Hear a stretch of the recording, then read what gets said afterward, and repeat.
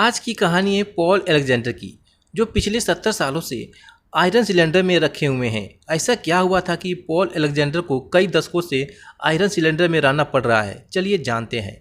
1946 में इनका जन्म अमेरिकी निवासी के एक परिवार में हुआ।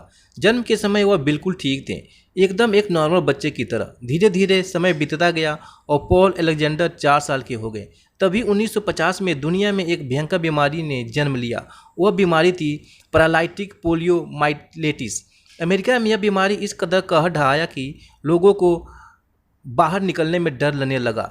यह बीमारी बच्चों पर ज़्यादा अटैक करती थी। अमेरिका के लोग इतना डर गए थे कि अपने बच्चों को बाहर तक निकलने नहीं देते थे। अमेरिकी सरकार ने स्कूल बंद करा दिया ताकि बीमारी बच्चों तक न पहुंचे। अब इस वायरस को फैले 2 साल हो गए और साल हो गई 1952। तब तक पॉल अलेक्जेंडर 6 साल के हो गए थे। फिर एक दिन पॉल अलेक्जेंडर अपने घर के बाहर गार्डन में खेल रहे थे, तभी अचानक उनकी तबीयत खराब हो गई। उनके गर्दन में तेज दर्द होने लगा। घर वापस आकर उन्होंने अपनी माँ को बताया कि उनकी तबीयत अच्छी नहीं लग रही है और गर्दन में दर्द भी हो रहा है।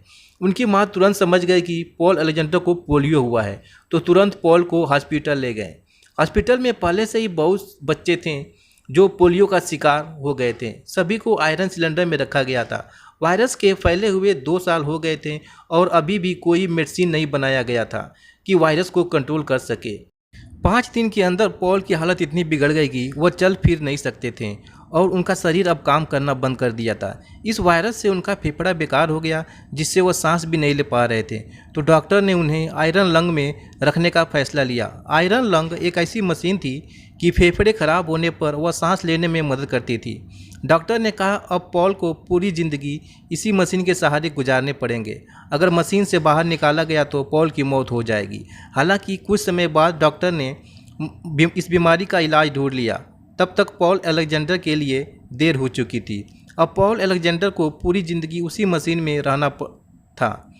पॉल अपना कोई काम अकेले नहीं कर पाते हैं। उनका देख रेख करने के लिए एक केयर टेकर भी रखा हुआ है जो उनका देखभाल करती है। दोस्तों, आज की कहानी कैसी लगी कमेंट करके ज़रूर बताएं और वीडियो को लाइक और चैनल को सब्सक्राइब ज़रूर कर लें ऐसी ही रोचक कहानी देखने के लिए। तो चलिए फिर मिलते हैं ऐसी एक और रोचक कहानी के साथ। धन्यवाद।